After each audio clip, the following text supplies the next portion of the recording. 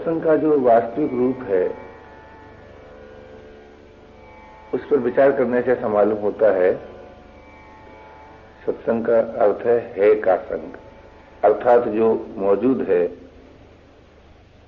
विद्यमान है, प्राप्त है, उसका संग, सत का संग।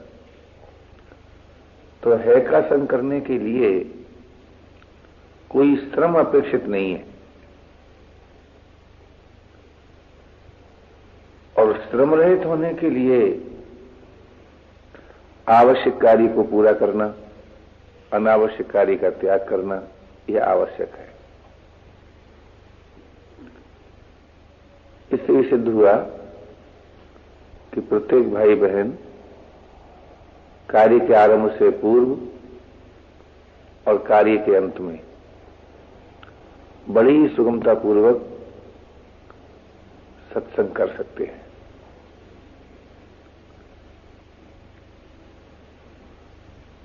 आप कहेंगे कि जब हम श्रम रहित होते हैं तब आगे पीछे का, भुक्त का, अभुक्त का, किए हुए का, देखे हुए का चिंतन होने लगता है। ये बात ठीक है, परंतु इसका अर्थ यह है कि जो प्रभाव आपके जीवन में ठहरा हुआ था वह उत्पन्न होता है, अथवा यो कहो प्रकट होता है नाश होने के लिए। साधक से भूल क्या होती है कि उस उत्पन्न हुए चिंतन को किसी अन्य चिंतन के द्वारा दबाने का, मिटाने का प्रयास करता है, परंतु परिणाम ये होता है कि वो किया हुआ चिंतन भी ठहर जाता है और उससे पूर्व जो किया हुआ है वो भी होता रहता है। तो दो प्रकार का चिंतन होता रहता है, एक तो वो जिसे हम करते हैं और एक वो जो किए हुए का प्रभाव है। ये समस्या हल नहीं होती। अनेक बार साधक प्रयत्न करता है कि सार्थक चिंतन से व्यर्थ चिंतन का नाश कर दिया जाए, परंतु व्यर्थ चिंतन नाश नहीं होता।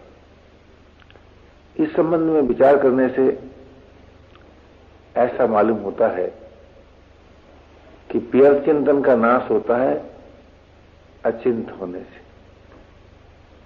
अर्थात किसी प्रकार का चिंतन न करने से। अचिंत होने पर हमारे न चाहते हुए भी जो चिंतन हो रहा है उसका प्रभाव स्वीकार न करें, अर्थात उससे असहयोग रखें। असहयोग का अर्थ विरोध नहीं है, असहयोग का अर्थ है समर्थन न करना, सहयोग न देना। तो जो हमारे बिना करे चिंतन होने लगा, भूतकाल के किए हुए के, देखे हुए के, भुक्त अभुक्त के प्रभाव से उसको देखें, अथवा वो स्वयं दिखाई देगा। जो हो रहा है उसका ज्ञान होता है ना, तो जब उसका ज्ञान आपको हो कि आगे पीछे का चिंतन हो रहा है, अथवा किसी वस्तु, अवस्था, व्यक्ति आदि का चिंतन हो रहा है, अथवा उसका चिंतन हो रहा है जो उत्पत्ति विनाश युक्त है, तो उससे जब आप असहयोग करेंगे तब उसका प्रभाव अपने पर स्वीकार नहीं करेंगे, अर्थात न तो भयभीत होंगे न उसमें सुख लेने का प्रयत्न करेंगे। आपकी असहयोग करने से वो होने वाला चिंतन निर्जीव हो जाएगा। और थोड़ी थोड़ी देर के बाद स्वयं चिंतन रहित स्थिति आने लगेगी, परंतु बड़ी ही सावधानी पूर्वक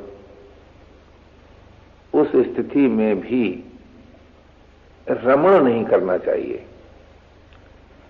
आप विचार करके देखें तो आपको ये स्पष्ट मालूम होगा कि जो हो रहा है उसका आश्रय और जो कर रहे हैं उसका आश्रय जब आप स्वीकार कर लेते हैं तो जो है उसमें आस्था नहीं होती, उसमें प्रियता नहीं होती, उससे योग नहीं होता, उसका बोध नहीं होता।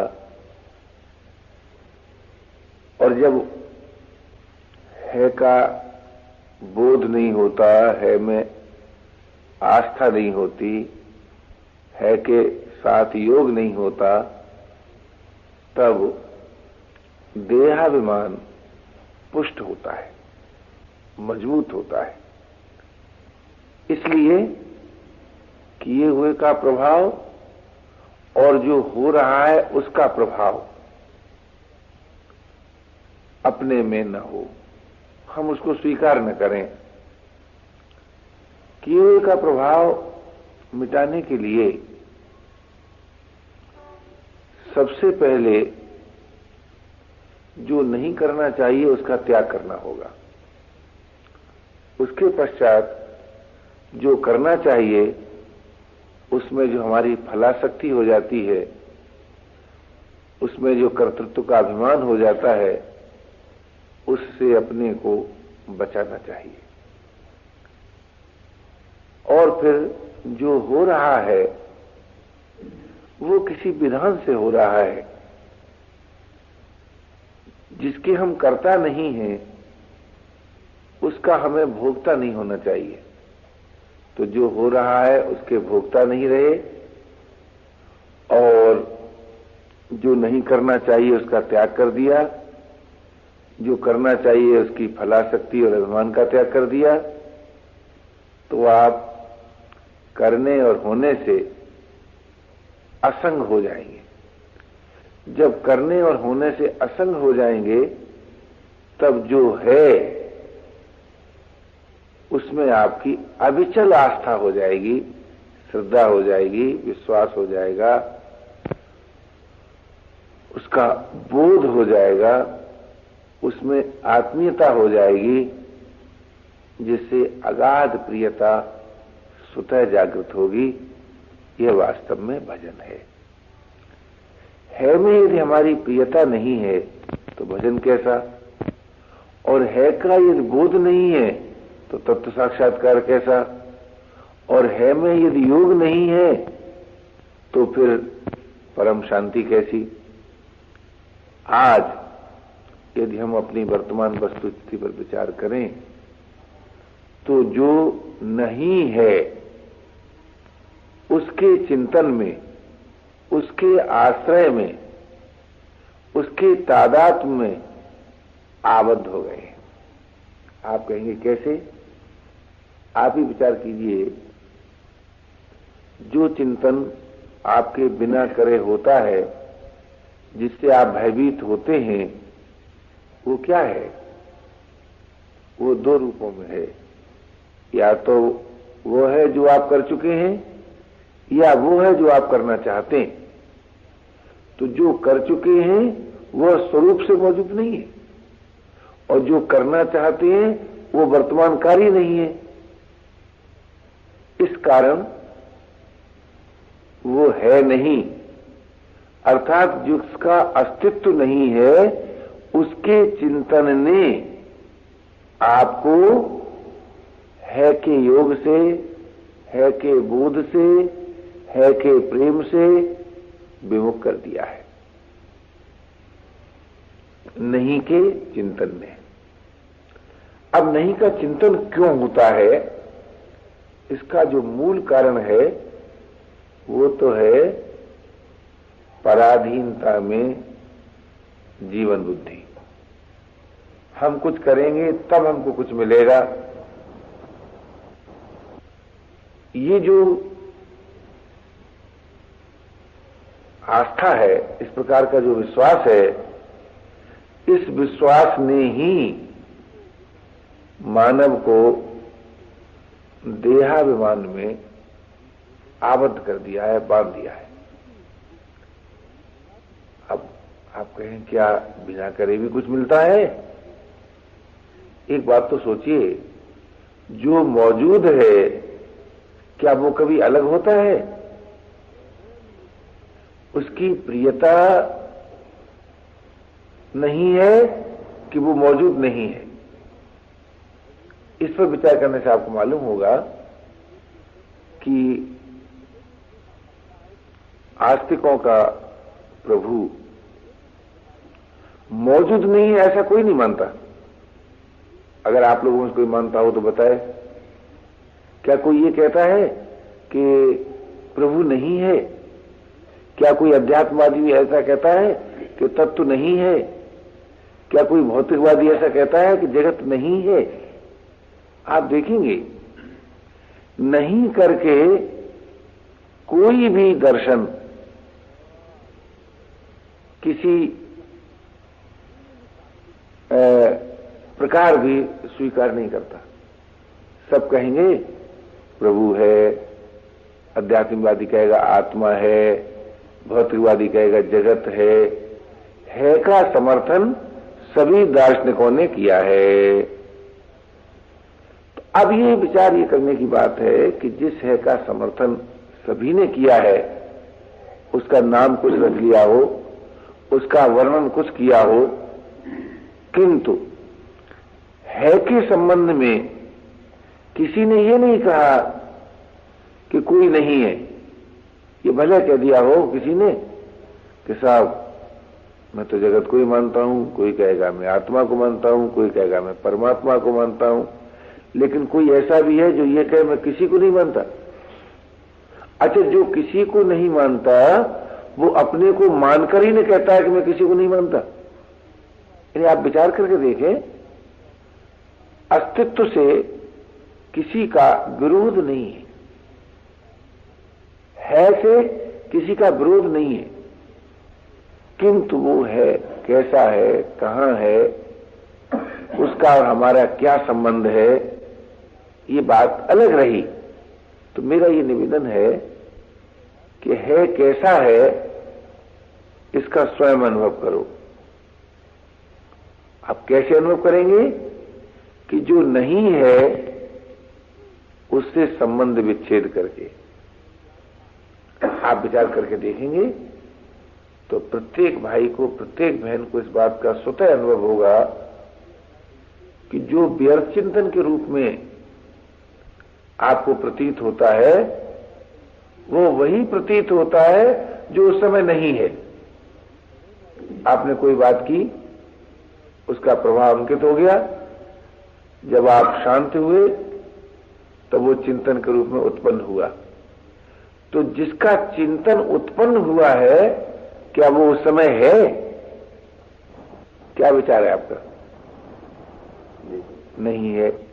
तो नहीं का चिंतन हो रहा है आपके बिना करे, आपके न चाहने पर भी। आप तो नहीं चाहते हैं, आप तो चाहते हैं कि मन में निर्विकल्पता हो, बुद्धि में समता हो। आप ये तो नहीं चाहते हैं कि आगे पीछे का चिंतन हो। तो जो आपके न चाहने पर हो रहा है उससे असहयोग करना आपके लिए क्या कठिन है, बताइए जरा। अब उससे आप असहयोग तो करते नहीं, करते क्या है कि एक नवीन चिंतन करना आरंभ करते हैं। किसी भी रूप से करें, किसी भी भाव से करें, तो वो जो नवीन चिंतन आप आरंभ करते हैं वो वास्तव में होना चाहिए था, और जो हो रहा है वो नहीं होना चाहिए था। ये थी आपकी मांग, आपकी आवश्यकता ये थी कि जिसका आप चिंतन करना आरंभ करते हैं उसकी तो स्मृति जागृत होती, और जिसका चिंतन हो रहा है वो न होता। तभी ना आपको शांति मिलती, तभी ना आपको स्वाधीनता मिलती। परंतु ऐसा क्यों नहीं होता? ऐसा इसलिए नहीं होता कि जो चिंतन हो रहा है, जिसको आप नहीं चाहते हैं, उससे आप असहयोग नहीं करते, और जिसका चिंतन करते हैं उसमें आपकी वास्तव में आस्था नहीं है, आत्मीयता नहीं है। आप जानते हैं अपने आप चिंतन किसका होता है? जिसमें आस्था हो और जिसमें आत्मीयता हो, अर्थात जिसकी आप सत्ता स्वीकार करें और जिसे आप अपना माने, अथवा जिसकी आवश्यकता अनुभव करें। आस्था, आत्मीयता और आवश्यकता, विचार कीजिए इन तीनों वाक्यों पर। आस्था से निर्भयता आएगी, आत्मीयता से प्रियता आएगी, आवश्यकता से व्याकुलता आएगी। किंतु हमारी आस्था किसमें है? जो कर चुके हैं, जो करना चाहते हैं, जो कर चुके हैं वो अब है नहीं, किंतु उसमें आस्था करते हैं, और जो करना चाहते हैं वो भी इस समय है नहीं। यानी दो ही चीजें तो आपको दिखाई देती हैं, जो कर रहे हैं वो दिखाई देता है, और जिसमें आपकी आस्था होती है वो दिखाई, वो उसका भास होता है। किंतु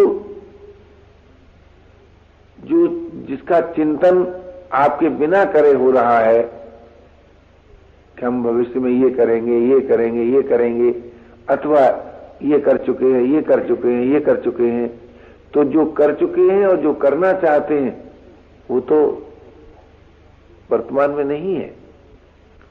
तो जो वर्तमान में है उसमें तो हमारी आस्था नहीं, और जो नहीं है उसकी हमने आस्था स्वीकार कर ली। ऐसे कल्पना करो, कल आपने कोई बात की, उचित है अथवा अनुचित है उस पर पीछे विचार करेंगे, किंतु कल जो किया वो इस समय नहीं है नहीं, विचार कीजिए। तो जो नहीं है उसके प्रभाव से आप क्यों प्रभावित होते हैं? आप कहेंगे इसलिए होते हैं कि हमने ऐसी बात की थी जो नहीं करनी चाहिए, तो भाई उसके न करने का निर्णय कर लो। कि हमने ऐसी बात की थी जो करना चाहिए, तो भाई उसकी फल की आस्था छोड़ दो। क्यों? किया हुआ सदैव नहीं रहता, और किए हुए का जो परिणाम है वो भी सदैव नहीं रहता। बड़े से बड़ा कर्मनिष्ठ ये सिद्ध नहीं कर सकता कि जो आप करते हैं उसका परिणाम अविनाशी हो, नित्य हो, सदैव रहे, अथवा जो आप करते हैं वो करना सदैव रहे। न कर्म सदैव रहता है, न उसका फल सदैव रहता है। तो फिर अगर हम कोई ऐसी बात कर चुके हैं जो नहीं करना चाहिए थी, तो उसके न करने के निर्णय के अतिरिक्त और कोई उपाय है क्या? ये की हुई भूल को न दोहराएं, इसके अतिरिक्त भूल मिटाने का कोई उपाय है क्या? जानी हुई बुराई न करें, इसके अतिरिक्त बुराई से बचने का कोई उपाय है क्या जी? और की हुई भलाई का अभिमान छोड़ दें, इसके अतिरिक्त कर्म फल से छुटकारा पाने का कोई उपाय है क्या जी? कोई उपाय नहीं है। तो सत्संग का अर्थ क्या है कि आप अपने संबंध में इतने स्पष्टता से जान लें कि भाई की हुई बुराई दोहराएंगे नहीं, जानी हुई बुराई करेंगे नहीं, और की हुई भलाई का हमें फल नहीं चाहिए। क्यों नहीं चाहिए? कि किए हुए का जो फल होता है ना, वो सदैव नहीं रहता। और आपकी मांग क्या है? कि आपकी मांग यह है कि हमें वो चाहिए जो सदैव न रहे। प्रत्येक भाई बहन की मांग है अविनाशी जीवन की। यानी मांग आपकी उसकी है जो है माने जो पहले भी था, जो अब भी है, जो आगे भी रहे। तो जो सदैव रहेगा उसकी मांग है जीवन में। और हम आबद्ध किसमें हो गए हैं? किए हुए के फल में अथवा किए हुए की आसक्ति।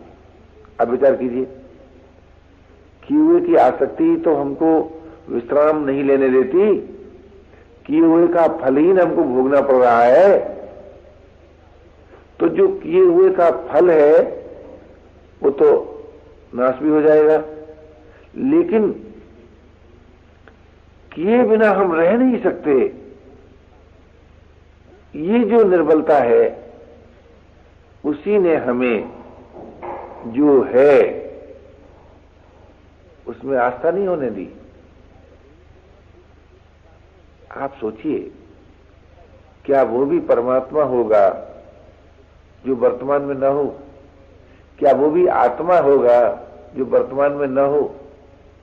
ये तो कोई अध्यात्मवादी नहीं कह सकता, कोई ईश्वरवादी नहीं कह सकता। क्या वो भी जगत होगा जो मौजूद न हो? है में नहीं बुद्धि। हरि शरणम हरि शरणम हरि शरणम हरि शरणम